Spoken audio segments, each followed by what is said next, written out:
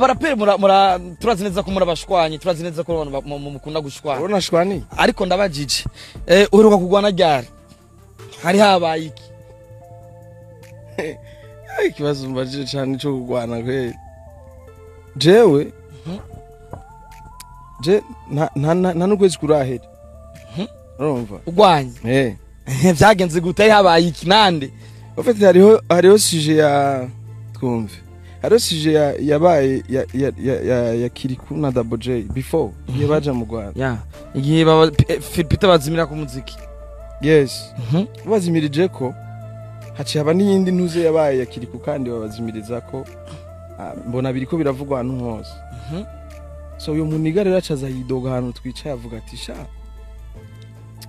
Abanyarwanda bose muri imbwa, Abanyarwanda mwese muri mihimbiri, Abanyarwanda mwese muri ababono. Urumva? Nanje ndamubwira bro, kubisanzwe iyo uri kura generaliza ikintu cakoze umuntu umwe, ubu uri kurakora amakosa. Kubera ko Abanyarwanda baba barundi barabakeneye. Baba Abanyarwanda baradukeneye. Nukuvuga isoko yacu target yabo iringa ni iwacu iri hajya ko ari ururimi ni rumwe. Rero uri kuravuga ngo bose ni imbwa, ubu uri kuradekona cyane gose. Uravyumva? So umujama acambwira ngo nimba wumva bo bavugira nawe uri imbwa mu bandi. Ya navuze namuhaye ngumu. Cyumusuguma ingumu. Ni umuntu. Ni umunsi nagwanye ko ndanka umuntu ofete namubwiye nakiri ku wenyene na post yagize. Ntigeze aba blaming. Yavuze ko ivyuma bidasezerana bishobora gupfa. Sivyo?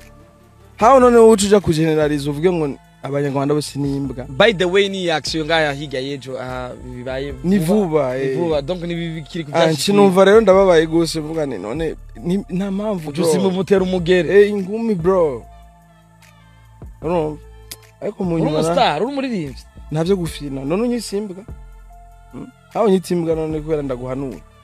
Ndaguhanura ucimbwa gamuto. Ingumi bro. Tena recto verso imbere n'inyuma. Tavye blague. Yego.